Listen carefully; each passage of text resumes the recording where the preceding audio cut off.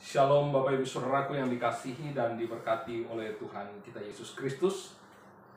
Pada pagi hari ini kita akan merenungkan firman Tuhan yang terambil di dalam Lukas pasal yang ke-23 ayat 44 sampai 49. Yesus mati.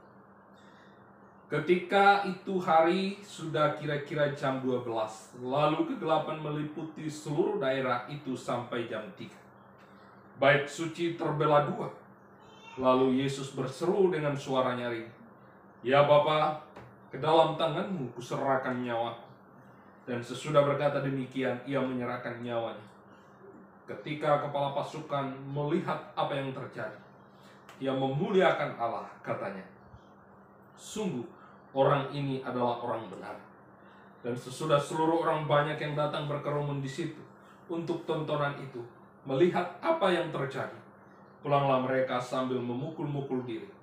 Semua orang yang mengenal Yesus dari dekat, termasuk perempuan-perempuan yang mengikuti Dia dari Galilea, berdirilah jauh-jauh dan melihat semuanya itu. Amin untuk firman Tuhan. Yesus berkata, "Berbahagialah setiap kita yang mendengar, terlebih melakukannya dalam kehidupan kita hari lepas hari." Tema firman Tuhan pada hari ini adalah kematiannya memberikan aku hidup. Bapak Ibu Saudaraku yang terkasih dan diberkati oleh Tuhan Yesus Kristus, kematian Yesus merupakan puncak pertemuan kasih dan keadilan Allah, di mana Allah mengasihi manusia sehingga Dia tidak ingin satupun manusia di dunia ini binasa. Tetapi keadilan Allah, Dia tidak ingin juga satu dosa masuk di dalam surga. Karena Dia adalah Allah yang adil, Allah yang suci, Allah yang kudus. Oleh karena itu, pertemuan ini hanya melalui Kristus yang dikorbankan. Sang Putra Allah datang menjadi manusia, mati di atas kayu salib, menebus kita. Sehingga hubungan kita dengan Allah yang tadinya rusak oleh karena dosa, boleh dipulihkan. Hubungan kita dengan sesama kembali dipulihkan melalui pengorbanan Kristus, yang hari ini kita rayakan, kita peringati, yaitu Jumat Agung. Bapak Ibu Saudaraku yang diberkati dan dikasihi oleh Tuhan Yesus Kristus. Lewat peristiwa kematian Yesus Kristus, paling tidak kita belajar beberapa hal. Yang pertama, dalam ayat yang ke-44, ketika itu hari sudah kira-kira jam 12, lalu kegelapan meliputi seluruh daerah itu sampai jam 3. Bapak Ibu Saudaraku yang diberkati dan dikasihi oleh Tuhan Yesus Kristus, ketika Tuhan Yesus mati, maka kegelapan meliputi bumi dari jam 12 sampai jam 3 sore. Tertahannya matahari ini bukan karena gerhana matahari, karena pada saat itu bulan sedang purnama. Ini menandakan bahwa seluruh dosa umat manusia ditimpakan kepada Kristus, yang Kristus tidak berdosa, tetapi Dia menanggung itu semua.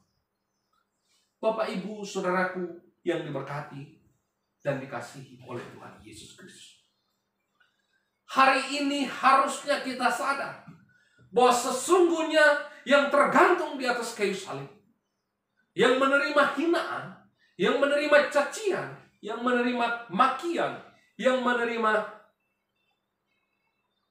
hal-hal yang tidak mengenakan ketika Yesus menjalani jalan Via Dolorosa adalah kita. Tetapi karena kasih-Nya yang agung, kasih-Nya yang sungguh luar biasa, Dia menggantikan saya dan saudara, supaya Dia yang menyerahkan nyawanya, Dia yang mati, kita hidup. Bapak Ibu Saudaraku yang terkasih dan diberkati oleh Tuhan. Yang kedua, ayat yang ke-45. Sebab matahari tidak bersinar dan tabir bait suci terbelah dua. Kita tahu bahwa bait Allah terpisahkan oleh tirai bait suci antara ruang Maha Kudus dan ruang kudus. Di mana setiap orang, setiap umat Tuhan tidak bisa masuk ke ruang maha kudus, hanya imam besar.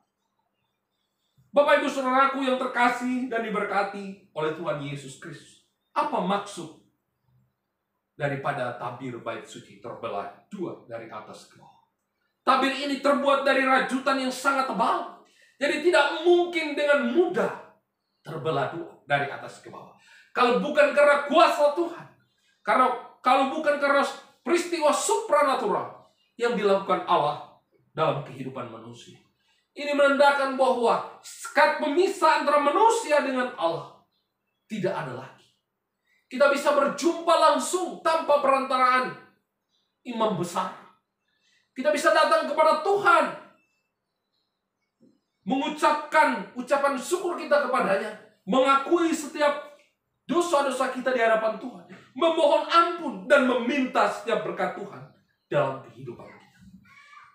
Yesus mati membuka tabir itu, tidak ada lagi sekat pemisah antara kita dengan Allah. Saya dan saudara, kapanpun, dimanapun, kita bisa datang kepada Allah, menyembah Dia dalam roh dan kebenaran. Bapak Ibu Saudaraku yang terkasih dan diberkati oleh Tuhan Yesus Kristus, kita semua sama, kaya miskin, kita bisa datang kepada Tuhan karena tabir itu telah terbuka dan siapapun kita bisa berjumpa dengan Tuhan. Yang ketiga yang kita pelajari dari bagian firman Tuhan, ayat 46. Lalu Yesus berseru dengan suara nyaring, "Ya Bapa, ke dalam tanganmu kuserahkan nyawaku." Dan sesudah berkata demikian, Ia menyerahkan nyawanya. Yang ketiga, Yesus mati bukan karena Dia disalibkan, tetapi Yesus mati karena Dia menyerahkan dirinya. Dia menyerahkan nyawanya secara sukarela dan secara sadar, supaya penggenapan janji Allah, penebusan boleh terjadi dalam kehidupan kita. Oh Bapak Ibu Saudaraku yang terkasih dan diberkati oleh Tuhan Yesus Kristus, Yesus adalah Tuhan. Dia sanggup mengubah, Dia sanggup turun dari salib, bahkan mencerabelaikan para pengawal itu. Tetapi Tuhan tidak mau. Dia taat sampai mati di atas kayu salib, menyerahkan nyawanya supaya karya penebusan itu boleh terjadi dalam hidup kita. Bapak Ibu Saudaraku yang terkasih dan diberkati oleh Tuhan Yesus Kristus. Yang keempat, ayat yang ke-47 dan 48. Ketika kepala pasukan melihat apa yang terjadi, ia memuliakan Allah, katanya, "Sungguh orang ini adalah orang benar." Dan sesudah seluruh orang banyak yang datang berkerumun di situ untuk tontonan itu, melihat apa yang terjadi, itu pulanglah mereka sambil memukul-mukul diri. Ayat 49. Semua orang yang mengenal Yesus dari dekat, termasuk perempuan-perempuan yang mengikuti Dia dari Galilea, berdiri jauh-jauh dan melihat semuanya itu. Yang keempat yang kita pelajari, kepala pasukan melihat peristiwa-peristiwa itu. Dia memuliakan Allah. Dia percaya kepada Tuhan. Bahkan orang-orang banyak yang ada di sekitar itu, yang mengatakan salibkan Dia, mereka pulang dengan memukul-mukul diri mereka. Mereka menyesal atas setiap perbuatan yang mereka telah lakukan. Bapak Ibu Saudaraku yang terkasih dan diberkati oleh Tuhan Yesus Kristus, mari kita tanyakan kepada diri kita, sudahkah kita memuliakan Tuhan? Sudahkah kita memuliakan Allah kita di dalam kita memperingati hari kematian Yesus Kristus, atau yang kita kenal dengan Jumat Agung? Sudahkah kita menyesal atas setiap dosa-dosa yang kita perbuat selama ini? Sudahkah kita hidup di dalam pertobatan sehingga kita boleh hidup berkenan di hadapan Tuhan?